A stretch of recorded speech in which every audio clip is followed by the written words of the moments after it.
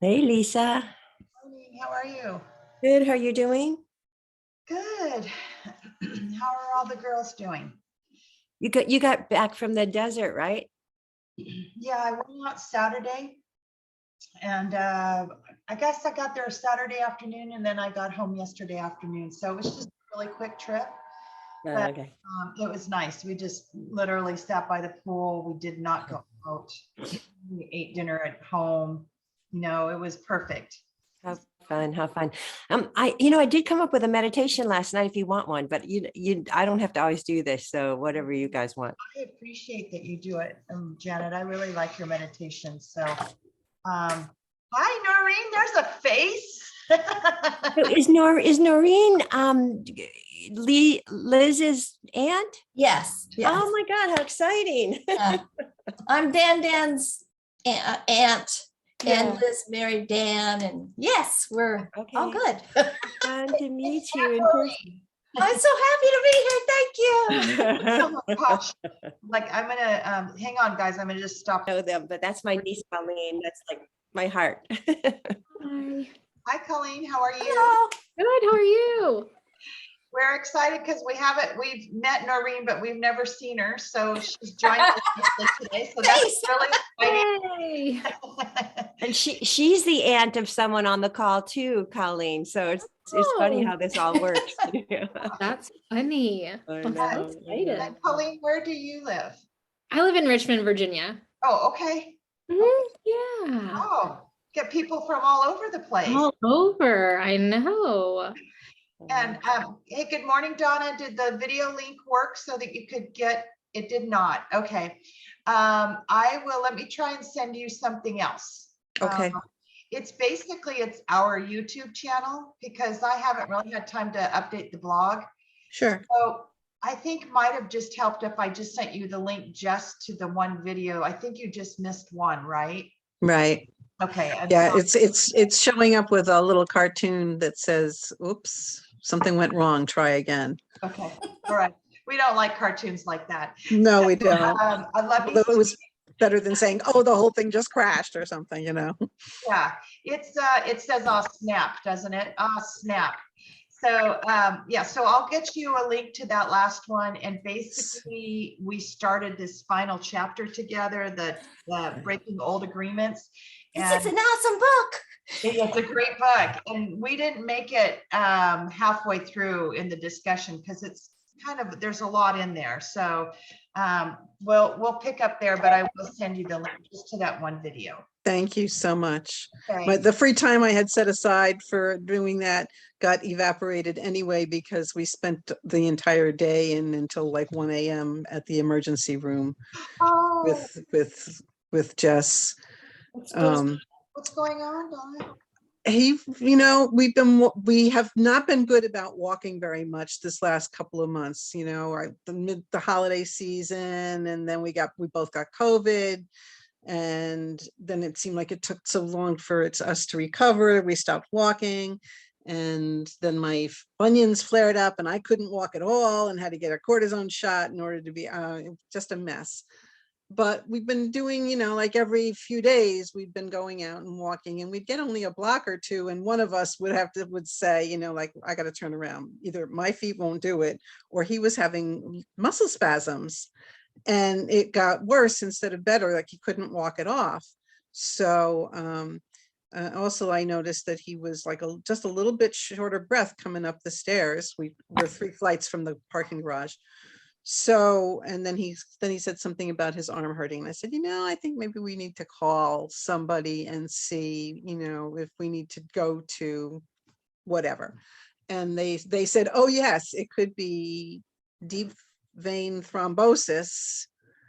You need to go to urgent care right away. So we went to urgent care, and then they sent us to the emergency room for more tests and an exam by the cardiovascular surgeon, who I'm not sure we actually ever did see. We saw a lot of people because we were there for like 16 hours.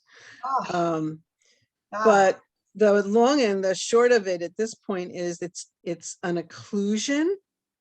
So apparently there was a blood clot or the forming of a blood clot. And they said they're starting to see a lot of this in people who've recently had COVID. Oh, That the leg cramps were being caused by the lack of oxygen going to the muscles, which is why it was bothering. It would not bother him walking around the apartment or walking around the supermarket, but if we went out for a walk within the first block, he's starting to limp, and he's, you know, like, this really hurts, and it doesn't feel like I want to go further with it. And so we've only been to the end of the block and back now for well, the whole week, trying to because they did say he needs to walk on it to try to get more oxygen going to the leg, but and then we still have more tests to do. So that was like an interesting experience that I'm not quite sure why we signed up for that, but apparently we did. wow. And yeah, but the kind of the scary thing for me, since just about everybody I know, if even those of us who were triple vaxxed and masking got it, and like everybody got it. So like, okay, now we're all around the same age group. So, you know, if you start to notice a weakness or a muscle cramp that sort of doesn't go away, or like it would go away, he would walk, it would happen, we would walk back, we'd be back in the apartment, and then it would be gone. And so I'm just thinking, well, muscle spasm, you know, I mean, gosh, I get those all the time, but no, it's not that. It's a Okay. lack of oxygen getting to the leg muscles. And so that apparently signifies more things going on than we knew. But the scary part to me was, you know, when he said, like, we are seeing so much of this in older people coming in with either shortness of breath or the muscle spasms and what have you. And it's being caused by, they think it's being a direct cause from COVID. Wow. So if you get any odd little cramping things that don't go away, you know, in a day or two, might be useful to check it out. Yeah, that was helpful, Donna. I'm so sorry you went through that. That's but I guess, you know, it's better to know what's going on than to Yeah. not. So, wow. Well, we're sending our hugs and love to you guys. Just hang in there. And Thank actually, you. just reach out if any of us can do anything. I know you're probably closer in distance to Mary Beth and Marilyn, but any of us can come help if you need us.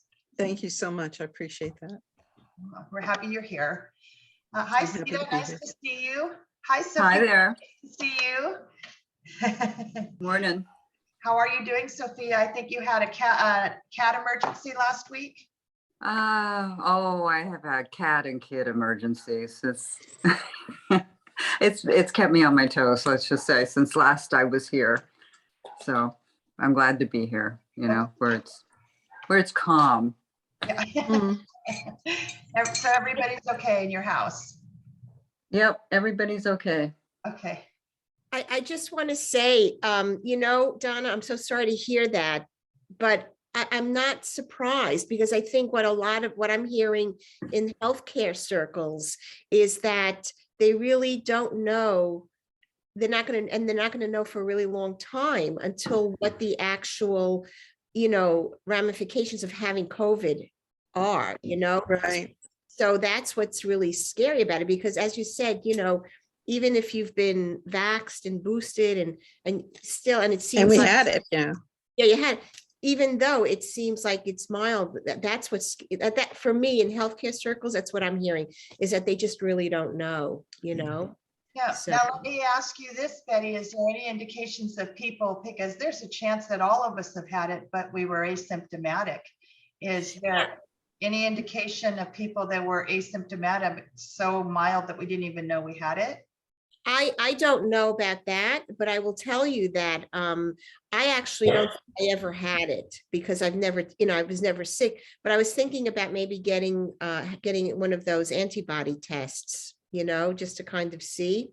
So I Yeah. actually, next time I go to the doctor, I think I'm gonna, because you need a prescription for that. Oh, you do? Okay. I think you do. Yeah. Yeah. Listen, I just want to say, I'm going to be off in about half an hour. I have so much going with my agency work. So I just hopped on for a little bit, but I'm going to get off again in about half hour. Okay. Okay. Sounds good. Before you go, Betty, I'm so excited to see you in 2 days. I know. I can't wait. We got bells on our toes. That's right, Mary Beth, you're traveling back east for your niece's wedding? Oh, very exciting. Yes, I am. And she just asked me to do something really cool that I've anyway, I'm her godmother, and apparently the godparents are going to put a rosary over both of their shoulders. It's gonna be the infinity symbol. Oh, So yeah, I just got that news right now. So you're the first to hear. Yay, very Yeah, exciting. that's gonna be beautiful. Yeah, yeah. We'll start in just a minute. Colleen's trying to log on right now. Her computer decided to do an update, so we'll give it a couple more minutes before we start officially. And Janet's going to lead us our meditation today. And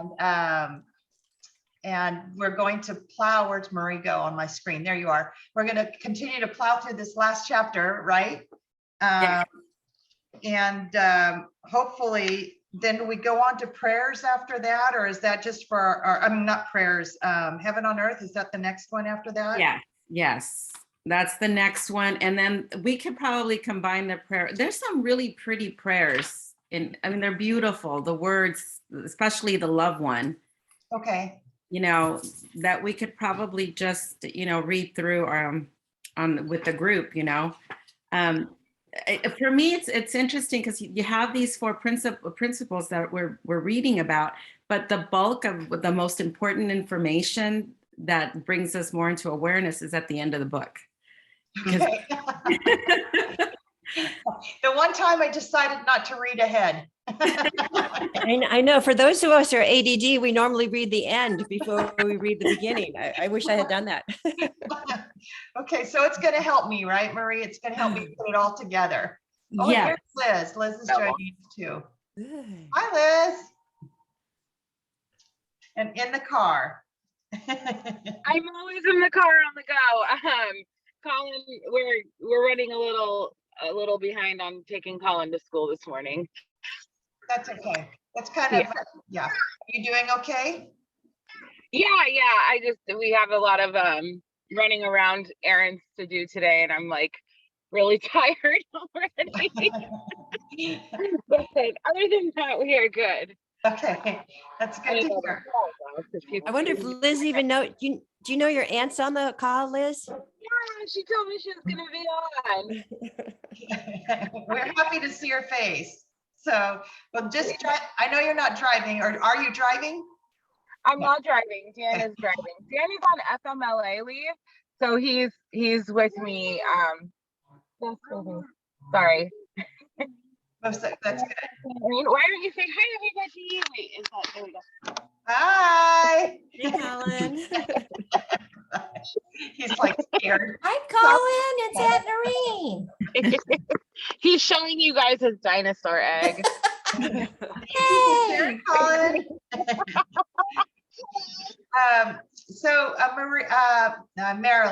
Marilyn will lead us in our protection prayer today. And Janet, real quick question before we move on. Have you talked to Mimi at all? We haven't seen her in a while, and I just was Boy, wondering. I haven't seen her for like 3 or 4 weeks, but I know Rosemary did see her like 2 weeks ago and she was okay. A lot of times on Monday, she has to take care of her parents, but Okay. I can text her and find out what's Yeah, going I on. just want to check in with her, and if anybody's checked in with Tiffany as well. Yes, Alona, you're on mute.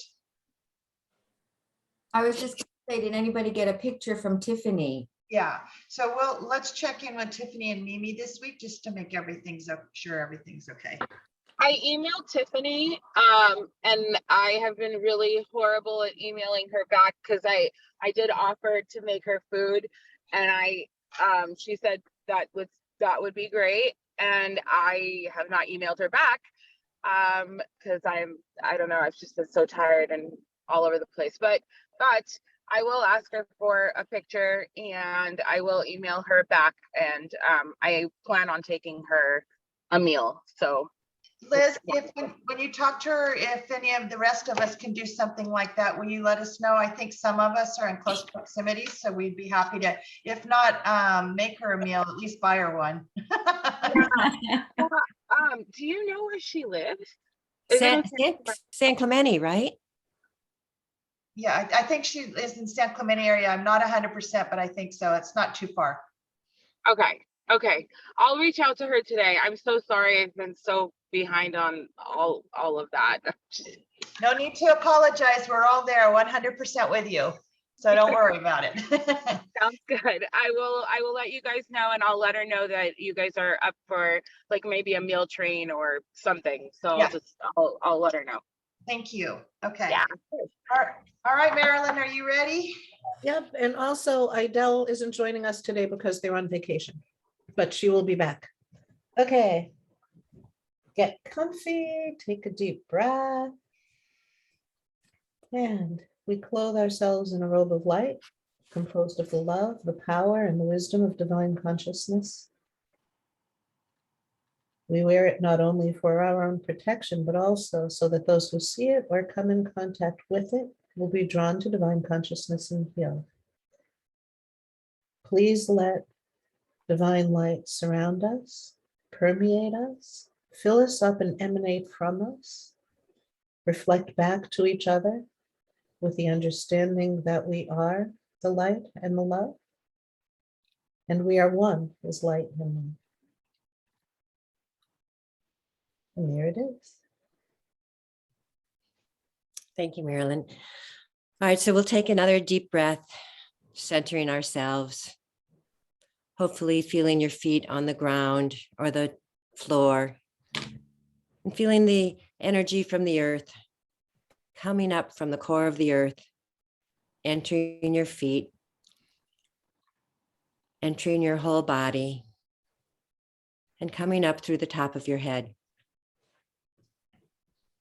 And as we take a breath in, feeling that air, that oxygen, reach every cell, every organ in our body, giving us life, allowing us to love, allowing us to be. And in that state of being, focusing on gratitude. Gratitude for today, gratitude for each person on this call. Gratitude for the women who couldn't make it, but join us in energy. Gratitude for all that's made us who we are today. So on this journey, based on that last chapter that we read, I'm going to take us back to face our 12 or 14-year-old being of ourselves at that age. So here we are in the year 2022, going back decades, just a couple of decades for some of us and many decades for a lot of us, to come face to face with that 12 to 14-year-old version of you. So try to picture, what did you look like back at the beginning of middle school or in middle school? Try to picture your beliefs, your surroundings, the energy that was around you, the energy that was within you. Maybe your fears, your worries, your hopes, your dreams. And as you allow yourself to come face to face with that younger version, watch her face as she sees you, realizing that years ahead, she still exists in a different form. But that soul, that spirit is still very much the same. And there might be excitement or curiosity or just a great deal of love and honor in being able to face ourselves at that time.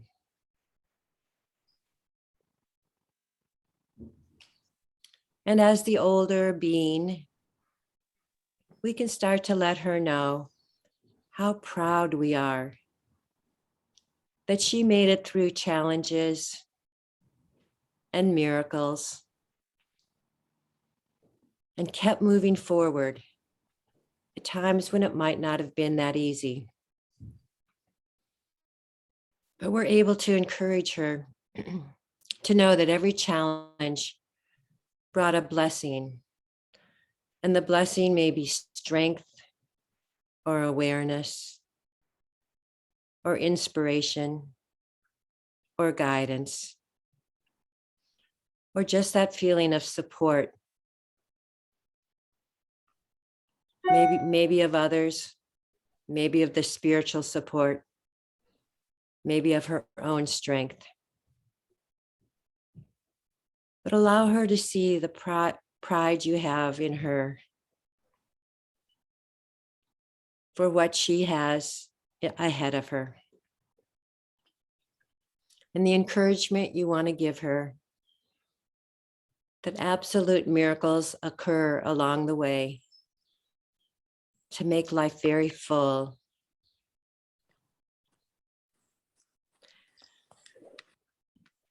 And in her happiness, she asks about what your life is like today. So reflecting on that, she may be surprised to hear of children that you've had or grandchildren, books you have written, animals you have saved, people whose lives you have touched, how your family has grown, but also how your awareness, your purpose, your growth has occurred. And you may be able to talk to her about the miracles of the things you've experienced in the decades ahead. And if you really start honoring the journey of your life and sharing it with someone who might not have the confidence or strength right now at age 12 or 14, or maybe she did. But if you could share that with her, how much more hopeful and supported she would feel.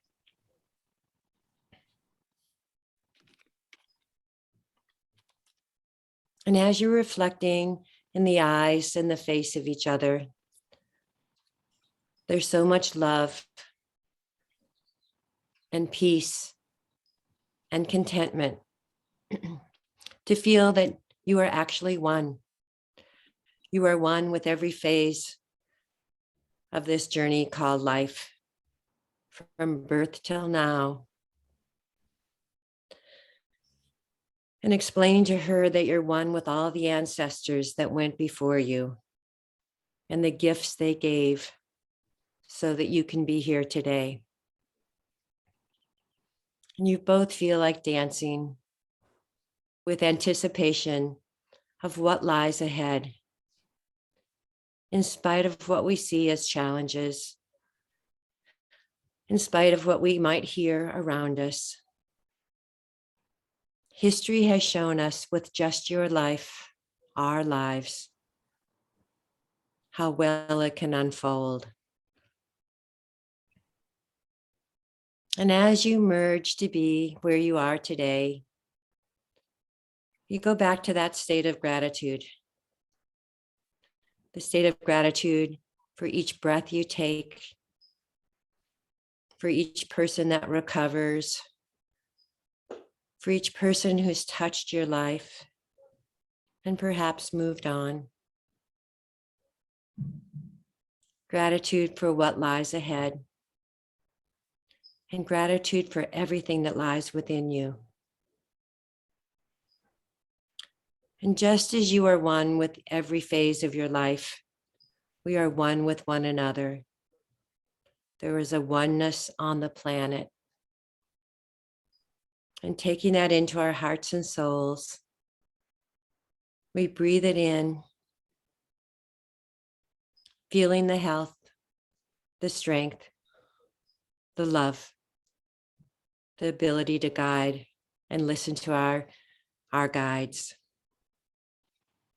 And then again, the gratitude for everyone on the call today. So when you're ready, coming back to being here, grounding yourself, paying attention to your breath and stretching out and coming back. Look at Mimi came on. I know. Mimi. Hello, Mimi.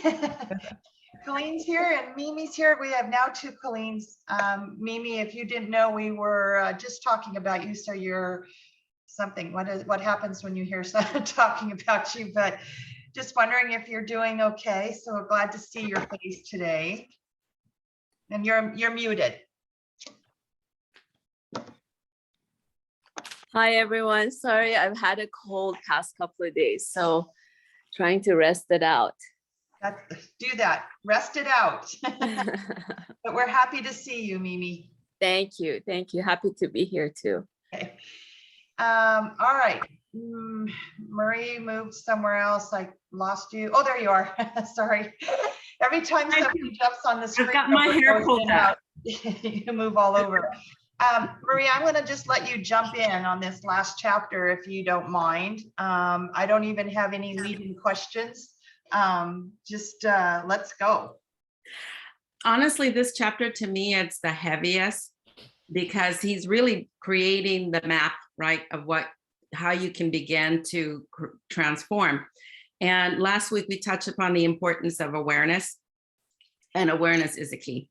That's like the biggest first step. And then it's like, well, how do I gain awareness? And it's just to begin to notice yourself, notice the agreements that you've made, and notice the judge and the victim in our heads. I think that's how my level of awareness when I first started the journey is I wanted to know what ego was. And then from that point forward, I just came across all kinds of things that put me on the journey. And then the book came out, right?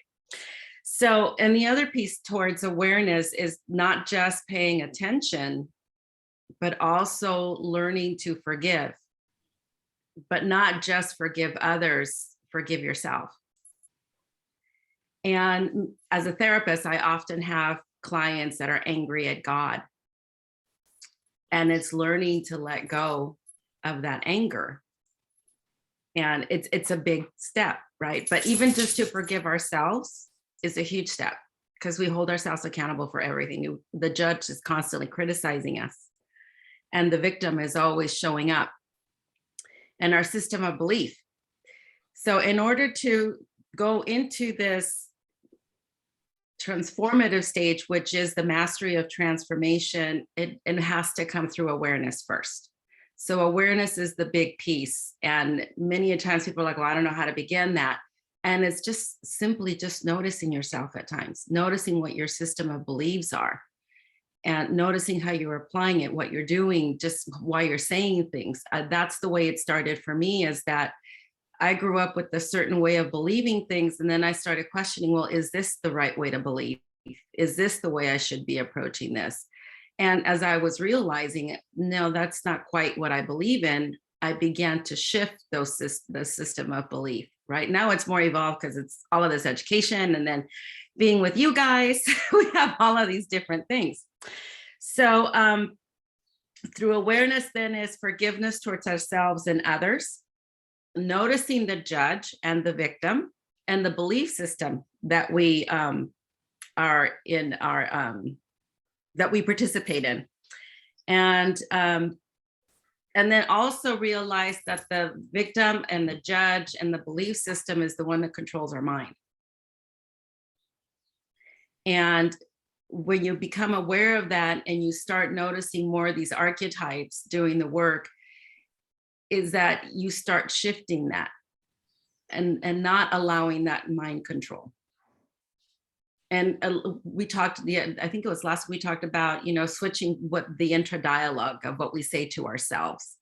That negative self-talk is replacing it with something more positive. It doesn't mean that, everything's going to be approached and we're going to be happy-go-lucky. No, it means that this is a difficult situation, but how can I approach this in a better way? How can I think about this in a better way? So Marie, what part of that is acknowledging that you're having that negative conversation within yourself, maybe Yep. stopping it at that moment and changing the narrative, Exactly. which I think is the hardest part. And part of what you were also saying is talking about forgiving ourselves, which is really important. But I don't know about the rest of you, but I might forgive myself for something. And then 6 months down the road, something reminds me of it. I have to go back and forgive myself for the same thing. You know, the process of being able to really forgive yourself, not just say, oh, I forgive myself for this, but being able to really forgive yourself so you can let it go. I think that's, like, for me, the biggest challenge. You know, we talked about shutter moments, and that's kind of one of those things that pop up and you have that moment like, oh God, I can't believe I did that. And it happened 20 years ago and I still think about it, you know? So I know we delved into that a little bit last week about being able to really honestly forgive yourself for those kind of moments. Alona? So I love this one sentence, which I think addresses this really well, Lisa. If we can see our state of mind as a disease, we find there is a cure. We don't have to suffer any longer. And it's really hard to look at the way that the third dimensional brain processes information and say, wow, there's something not quite right with that. There's a disease going on there, but there's a cure to that disease. And a third dimensional mind sees truths only through its own lens. Forgiveness sees truth through the mind of the soul sees truth through all these different lenses. The ego sees just through one set of glasses, right? Forgiveness sees through every set of glasses. It doesn't even need glasses because it supersedes all of that. But it's so in order to really, that sense of how do I really forgive myself is a recognition that suffering is optional if I choose to love myself differently than I've been taught. And I don't think you can really separate that suffering is connected to the mind, the ego mind, and they go together like peanut butter and jelly, and they're really sticky and they're really slimy, and they're great when you eat them together because they just make you live in fear and you get addicted to it. But if you change the sandwich to your favorite tuna melt, or you change it to something that's just like absolutely wonderful to you, like I don't know, a cheeseburger or whatever it is it's going to be, then what you bite into is something that you love because you chose it and you made it different and you don't suffer anymore. There's going to be lots of mistakes throughout your life, but you don't have to suffer for them. Anyway, that's my 2 cents. Yes.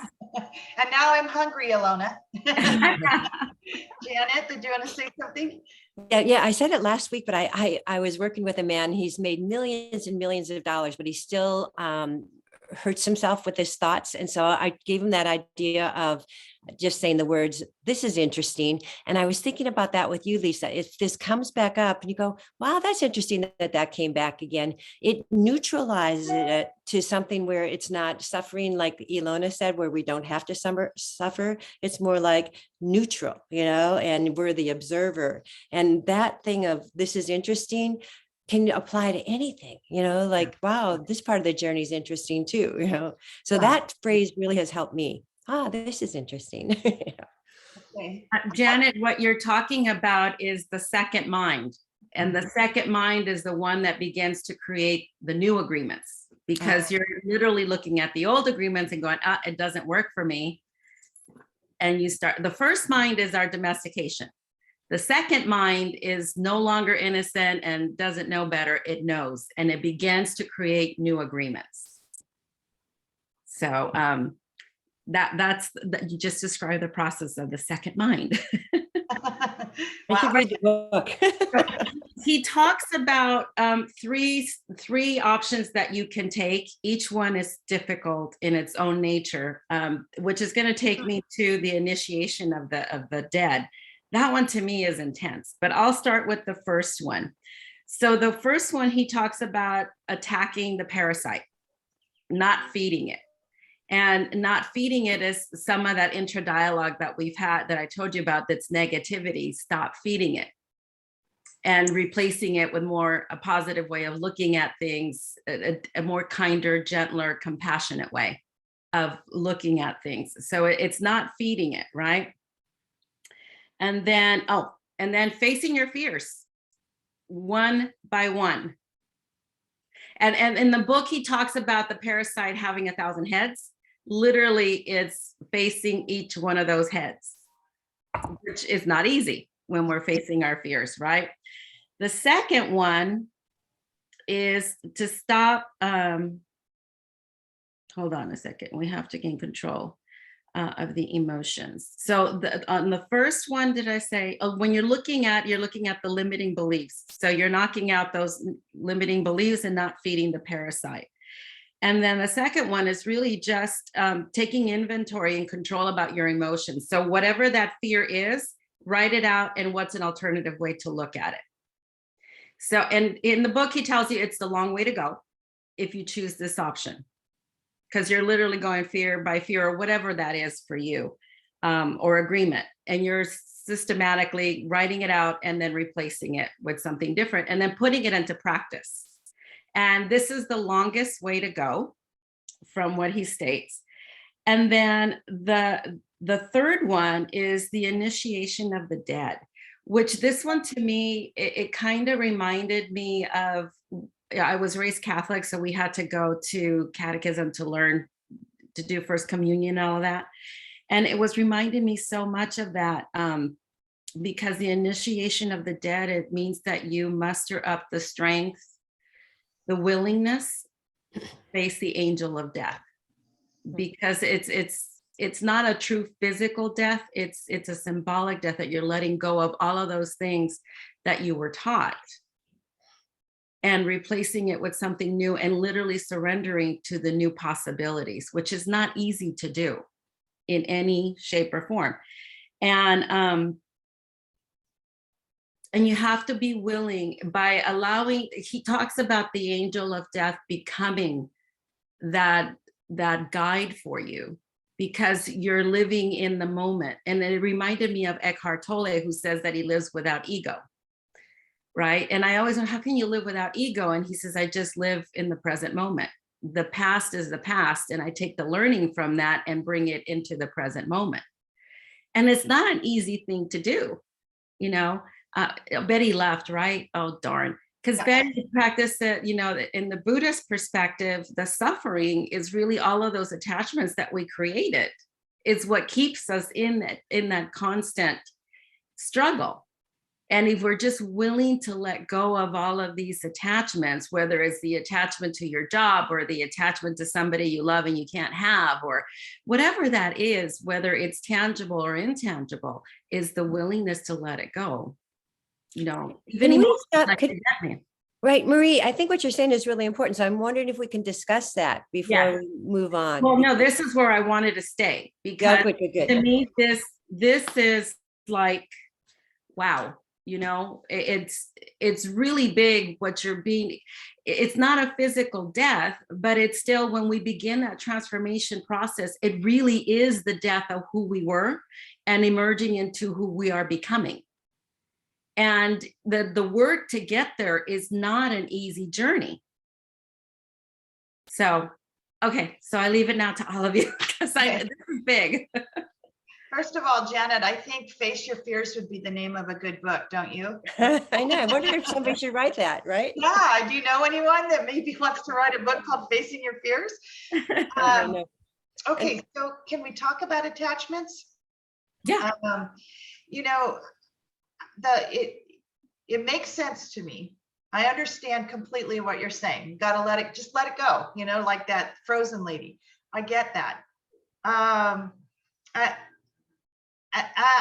do. I really understand the concept, and it's how do you do it? How do you, you know, let go of Alona? How to let go?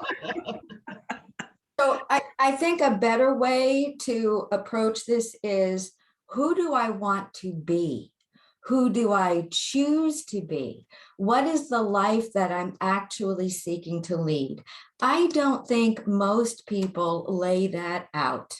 They look at what's happened to them, they blame, they judge, they feel the victim, they do whatever. But if you take full responsibility for yourself and you say, I choose to become, you have to have a sense of what that becoming is.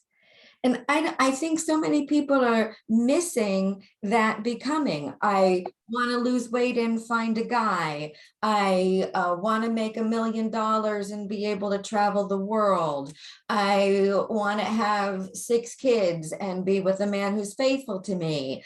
I want to make a great movie and be recognized as the greatest filmmaker of all time. I mean, it does, all of those things are sort of out there, but the truth is a regular general person needs to figure out who is it that I want to be day to day.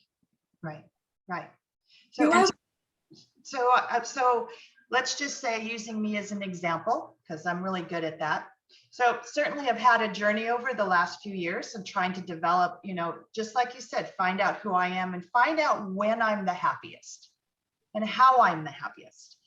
And surprisingly, it's not with all those things that I thought that I needed. I don't want to say content, because content makes it seem, complacent. But certainly have found a new place in my life that I don't need all those things. Do I want them? Yeah, it'd be nice to have them, but I don't have them, and I'm okay where I am. I'm happy where I am. So, but geez, that took a long time to get there. I mean, I'm 58 years old. I'm 58 years old. And, to find that moment of like Zen for myself and being happy and content where I am and who I am right now.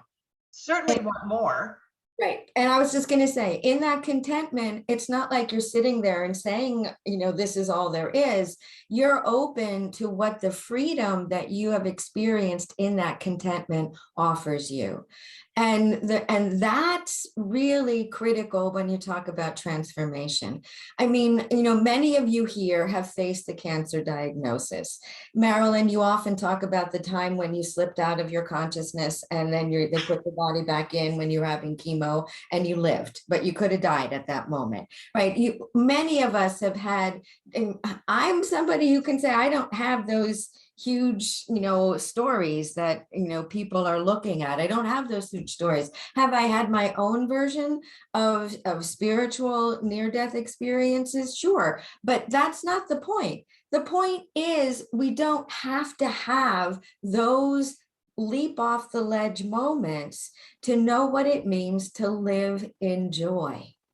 And for most of us, it's being pushed to those levels that make us shake out those attachments, right? The octopus tentacles that come from a collective unconscious humanity that just wrap you and imprison you. Well, the tentacles can be released because there's better food over there that they'll like more than us. And they're entitled to a better dinner than we. And it's really about freeing ourselves up to move into all the goodness that a regular experience of life offers us every single day. And in that transformation, the light that we are changes the world around us. Yeah. My kids went to Rwanda I'm sorry, Sita, and they worked with the orphans in Rwanda, my older kids, and they came back and said, these people have nothing and they're so happy. And so then it makes me think of, like when I walked with just a backpack across Spain, I knew no one, I didn't know where I was going. I was really happy. And so some of it is this stuff that we have is heavy for us, right? I mean, and I see Marie saying yes. Yeah. It's that neuroplasticity that we have to develop, my example is me going through the separation and divorce. Before he left, I was in so much pain because of my attachment. The idea of him being gone and not being, there were all these things that I was attaching to those experiences that it made it incredibly painful and difficult to tolerate at times. So when he talks about that, you know, surrendering to the angel of death, that's what he's talking about, is letting go of all of that and be willing to face the fear. And it is scary, super scary to face something like that, because you can't envision what's ahead. You're just focused in that, what that moment is, in that pain, you know? Right. So and that's what he's saying. It's the hardest one. It's the quickest way to get there, but it's the hardest way. And it's because you have to truly face it. Right. Sita, did you want to say something? Well, I use the word process. I like the word process. I think that it's just always positive. And many times we have to go through a little bit of a death, and sometimes we go through bigger deaths, and some people go through ginormous deaths. And that's always needs a grieving process. Again, the word process. But to just keep going forward. And I gotta say, Lisa, I gotta just commend you for making that conscious decision back whenever you did, about that you just wanted to figure out what makes you happy. And so trying to focus on how to get rid of the pain kind of holds on to the pain. So I think that processing, that thinking takes you forward. What does give me happiness? What does give me joy? How can I go forward with that? And as we do that more and more, and then we reflect automatically different things of our past, we have things that we automatically want to forgive. And like, oh my goodness, what in the world was I thinking? And so we could beat ourselves up. Why did I do that? And really think, oh, we really got to forgive myself and I can't do it. If we just realize it was a process. It was a process that I was experiencing then, and now I've gone beyond that, and now I'm in this process. And we just keep going. We keep going. I like the idea of the angel of death. It just sounds so powerful. And to me, what that's saying is that, Sita, it's really time to make a decision, come to a resolution. I like the words resolution rather than agreement, to stop this and let's figure out how we can process into what I want to become. Where is the joy? How can I drop the monkey mind? That's, to me, I don't know if you call it first, second, or third mind, but the monkey mind just goes overboard. So that's what I'm always doing, is like, okay, monkey mind, let's go somewhere else. So Sita, is that a real term? Is that something? No. Monkey mind. Monkey mind? Yeah. I know millions of people that use it.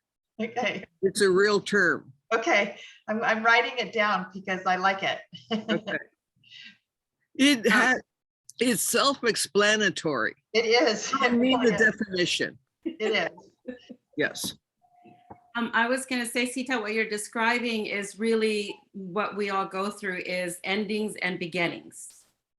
And when you're going through that process of endings and beginnings, there is always learning. All of these experiences, even the struggles that we place ourselves into, is a learning experience. And in my journey, I've recognized every single stage I've hit is a process that I needed to get through for my learning. Can it be painful? Yeah. Would I love to avoid it? Yeah. But I sit with it because the emotions are transitory. They're really strong, and they lead you to places that you don't need to go if you just allow yourself to sit. We sit gladly with positive emotions. Negative emotions, we're like, I don't want to be there. How can I not sit here? And the whole idea is to learn what those emotions are here to teach you, and then move forward with it, because it is a process. Absolutely. And so even myself, when sadness shows up, what are you trying to say? Last night I did a writing exercise to see what was sadness about. And wow, by the time I was done, it was enlightening because there was so much detailed information that I gained from sadness just by sitting with it. You know, it's not easy to sit with negative emotions. We gladly sit with positive ones, you know. And by the way, this whole process of the transformation and then going into the next mastery level of love, which equals intent, right, is really creating the foundation of joy, so that everything that you do is from the foundation of joy. That's good. Hey, do you think we're really good at staying in the positive emotions? Because I'm thinking of how much I'll look at a sunset and go, oh my gosh, that is so gorgeous. And I try to take it in, but then there it gets to be so much that I kind of stop it, you know? And so I'm all actually wondering about how much we really allow the beauty and the joy. That's just my That's the next chapter, is changing that lens, right? We'll talk about that next week. Hang on to that thought, Janet. I'll wait till next week. Yeah. I'd like to talk a minute about something that's extremely important and has been blowing my mind recently in my readings, is the idea about suffering. I too grew up Catholic, and that was like an F word to me, okay? It's like, I want to grow up and don't ever mention that word to me again, suffering. And the other one that goes with it is sacrifice. Those two words, it's like, I want to get rid of it out of my vocabulary. However, something I've been introduced to recently has just blown my mind. I don't know if I've mentioned that I'm reading this book already for the second time, Into the Light, about a doctor, hospice doctor, who recorded all of these people, their last few days, and all of these angel visitations that they had. So they talk about suffering in such a different manner. It's like, I never thought about the idea of saints or different people taking on the suffering of humanity. But he goes into detail, and so did the angels, that is what Christ did. He literally took on the pain of humanity to ease the suffering. And I can't get over that some people do that unwillingly, but yet their soul did it willingly. And it was to actually help somebody. The first time this was introduced to me, I did not want to hear about it. Okay, so I'm going to get emotional, is when my twin sister, she was actually my niece, but we were only 13 months apart and we were raised together. When she was going through cancer and on her dying bed, she told us and told me specifically that she just knows that she had this and she had to go through it to prevent me from going through it and other people in our family. And there was something so deep in that, and I believed it. And I didn't want to believe it. But somehow I believed it. And now reading this book, I'm going, oh my goddess, there's so much more in that angel of death guy. I mean, it is truly volumes in itself. And so I have put in perspective that, you know what? I am changing my outlook of the word suffering and sacrifice. So if I see somebody doing that, I thank them. And even though they may be in hell, misery, and think they can never get out of it, guess what? They are helping all of humanity right now. And that's why we are here, to try to help us get out of that pit so that we can go on. But we all came, I guess, I gotta admit, we came to Earth to do a certain amount of suffering and sacrifice. Remember, the suffering is because of the system of belief, the judge, and the victim. I don't agree with that anymore. I don't agree with that anymore. After what I just told you, that is not, it's something, you know, it can be completely angelic. It can be completely trans. I mean, I just can't go into that theory because it's too much in the brain. It doesn't give me anything practical for my heart, Marie. So we owe the Ukrainians a huge debt of gratitude. The Ukrainians, right, the Ukrainians, well, but this is interesting, Mary Beth, I'm going to take that further because I'm describing the Ukrainians as the heroes of humanity, but you can't call the Ukrainians the heroes of humanity and disrespect all of the Syrian refugees, all of the children dying, starving to death in Yemen, all the women and girls being raped beyond belief in Tigray.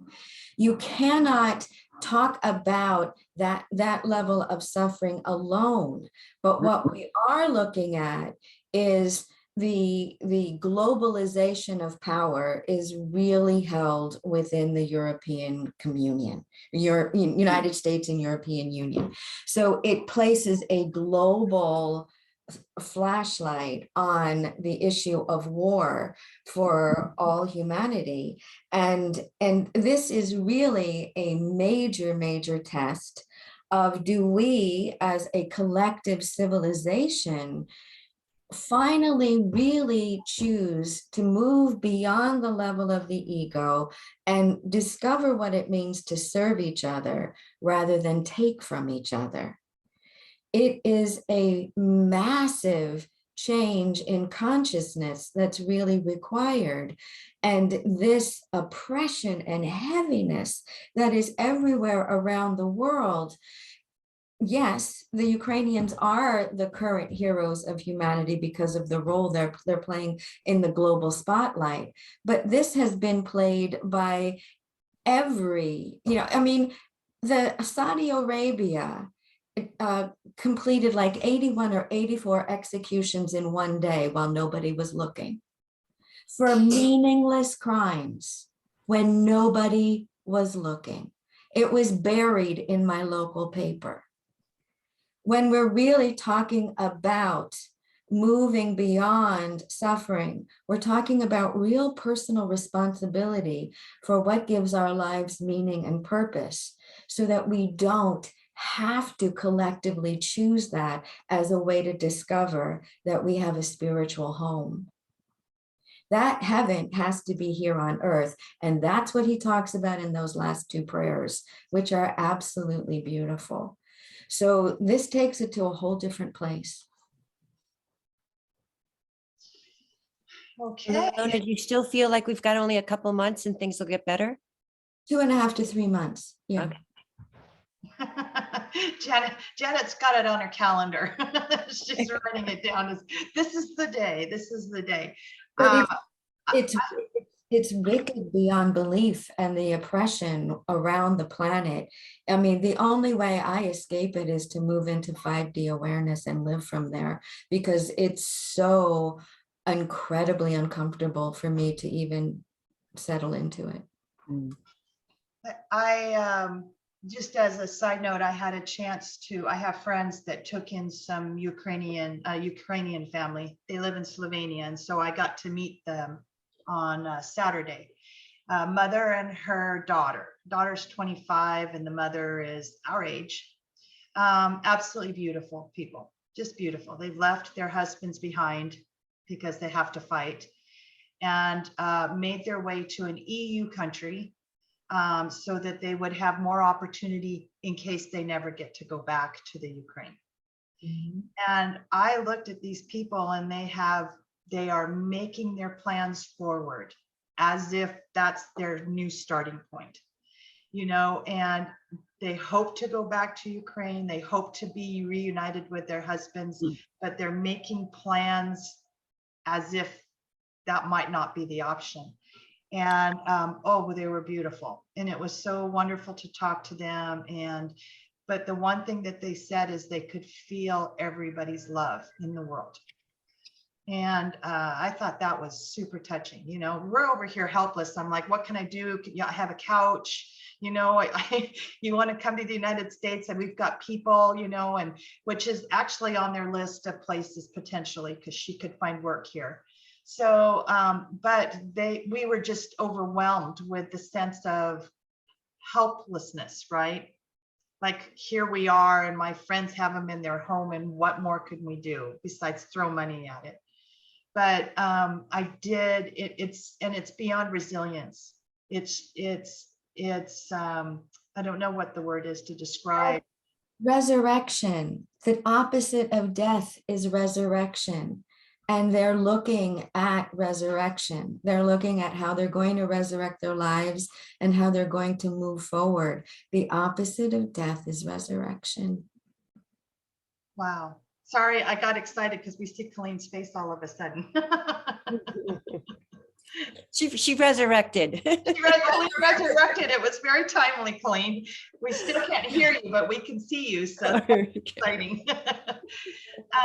Yeah, Lona, yeah, Marilyn, did you want to say something?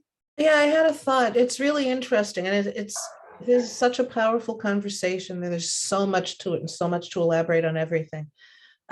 Thinking about the book I think is a really powerful tool that was designed in a similar language to what programmed us. So I feel like this book is aligned to undo, or like the Rubik's Cube, click into that patriarchal laying on of what we're supposed to be. And I think the book is very powerful, and it gives you rules, and it really appeals to the brain, and it can help unlock all of those patterns. I think it's a magnificent tool. And I think it's really important to have prayers at the end. It's interesting because, Ilona, what you were saying, if you look at the big picture of everything, it's getting beyond, I don't know how best to word it. The book is so powerful to help us understand how we were programmed, how to take it in and deprogram, how to get to our own authenticity. But then we have this opportunity to engage heart and gut, our instinct. You know, when we send that energy and they feel it, that's not intellectualizing, that's our gut. And it's all about the integrity of putting them together. And this book feels like a really powerful, wonderful can opener to, you know, when you go into a can, it goes and it lets in the air, and it lets you in on these wonderful tools to disengage from the way we were programmed. But then I was talking to Sita, maybe you should be the one to say this. Sita said something that we were talking about the book and stuff, and shall we discuss, you know, and she said something, she used the word indigenous, you know, about we are all, whatever our culture, and yeah, a lot of us are, you know, the world is getting there's more attention because these people look like us. It isn't like they're suffering any less, but they're suffering all over. And we're, you know, I agree. That's all. When I was studying with Elie Wiesel, he didn't teach about Holocaust. He said, no, it's Darfur. Whenever it happened, that was back in the 70s, 80s, wherever it's happening, that's so important. And I think that all of these wonderful tools are there to help break it down, but bring us back to that nature that's connected. So I think that, and this is probably a much bigger discussion, but learning how to not take things personally as a construct of what society has taught us to take personally and not take personally, man, that's a big one. That can really clear us up and open us up, and then once we're beyond that, taking it really personally, feeling in your gut, these people that Lisa talking about, being able to connect. So it's interesting because the book is genius and it appeals to the brain to break it down.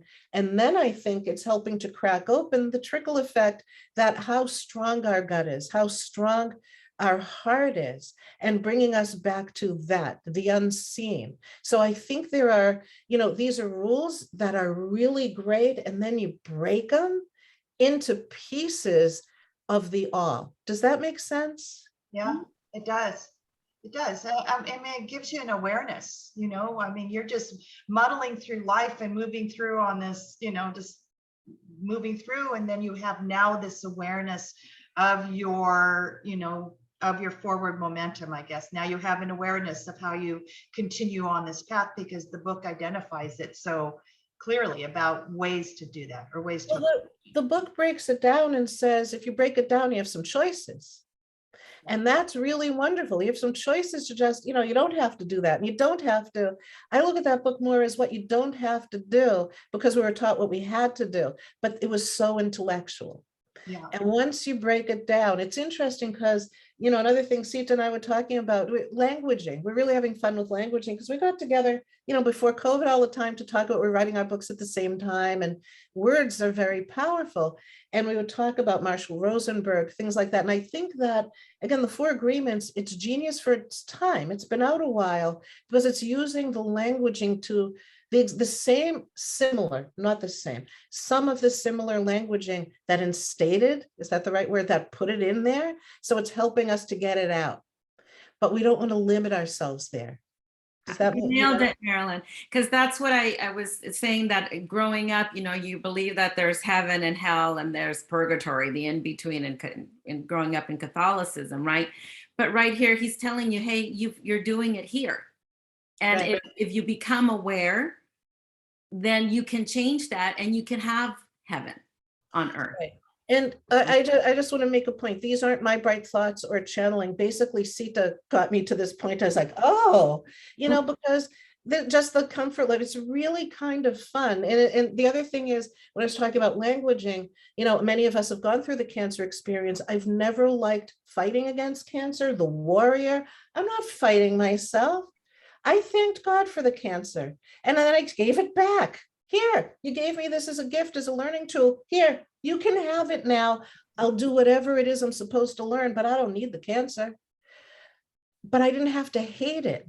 It was a visitor to teach me something. So I think we need to be careful about, and I'm not accusing him of the book, or just, I think we just need to be careful about the gentleness towards ourselves. We're programmed a certain way, but there's still, and it's really interesting because, you know, I love that we're kind of a mixed group of different ages, but there's a real shift in terms of male, female. I'm finding that you can't use those terms with younger people anymore because everything is a sliding male energy, female energy. They look at you like you're crazy because everything, our evolution is shifting now, you know, and I like that. I find that you can't even, people always want to know, you know, what's the entity of the baby that's going to come in? It isn't that I'm psychic and know what the baby's plumbing is that's in somebody's belly. It's because the soul says what they are. Well, you know what? These days, the soul can say, I'm mostly female, I'm mostly male energy, and it has nothing to do with gender. That's part of our evolution. And that's part of a shift for some pockets of society and maybe others not. But it's shifting. So even our languaging, the fact that this book is a little older, I think it's such a wonderful thing to really just blow us out of the water of what the languaging is and identify it. But then what I think about this book is clearing the soil, and then all of us, in whatever way we do, it's like we grow. We start coming up from that. So, okay, I'll be quiet now. I have to go back to I don't have chocolate. I finished my granola bar. My new theory is whenever I talk too much, eat chocolate. So it works. Whenever I think I'm talking too much, that's going to be what I do. But I don't have any, but I'll be quiet now.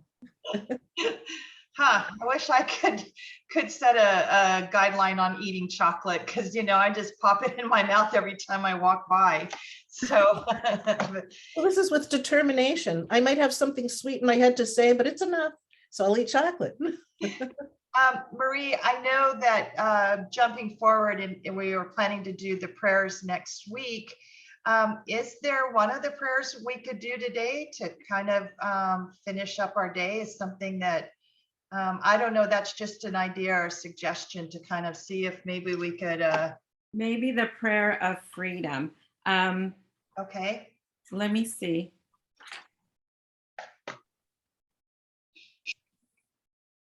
But first, let me say this, because he does have a quote on resurrection. That was the next level of when you surrender to the angel of death, right? It says the resurrection is to be like a child, to be wild and free, but with a difference. The difference is that we have freedom with wisdom instead of innocence. Freedom with wisdom instead of innocence. Okay. Because I in the first, run is that our parents taught us all this stuff, society taught us all this stuff, and we just took it in, we internalized it. This round, we're doing it with awareness and this acquired wisdom, right? Got it. Yeah. Okay, so let me see. While she's looking that up, it's such a contradiction for me, because I'm Catholic too. Seems like that's we all have that in common.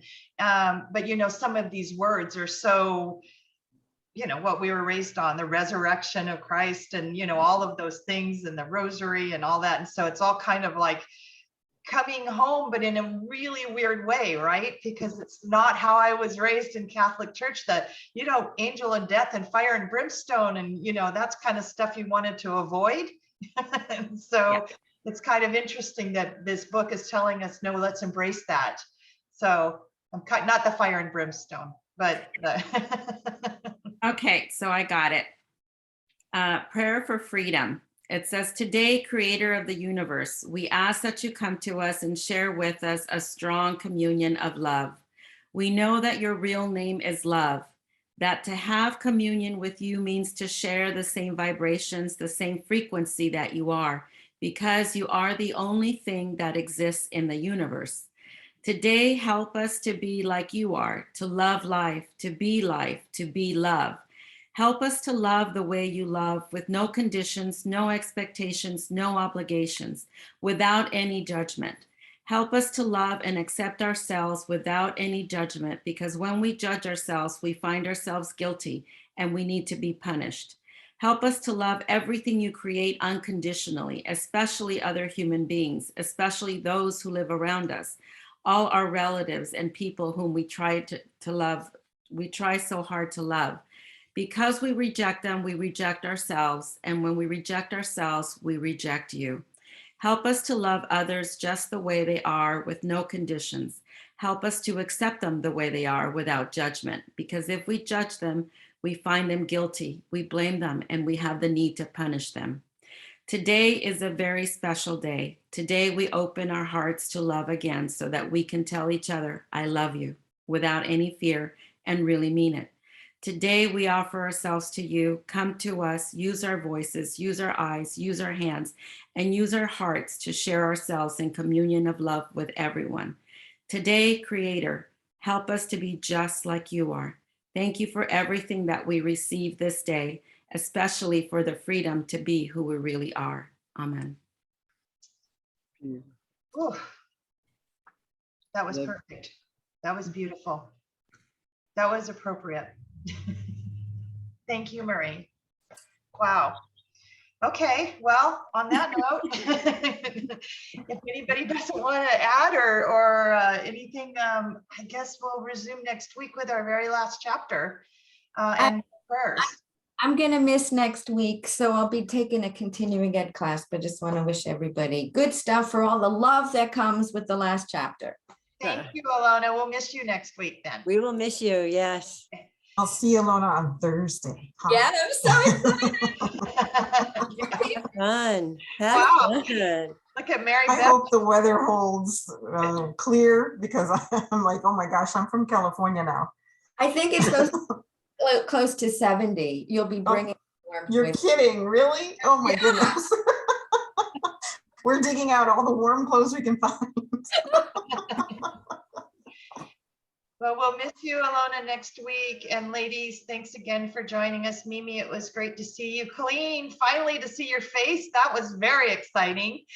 And Noreen, I hope that you join us again next week. I hope we didn't scare you away at all. So take care, ladies, and we'll see you on Monday. Thank you so much. Thank Thank you. you so much. Bye-bye. Bye.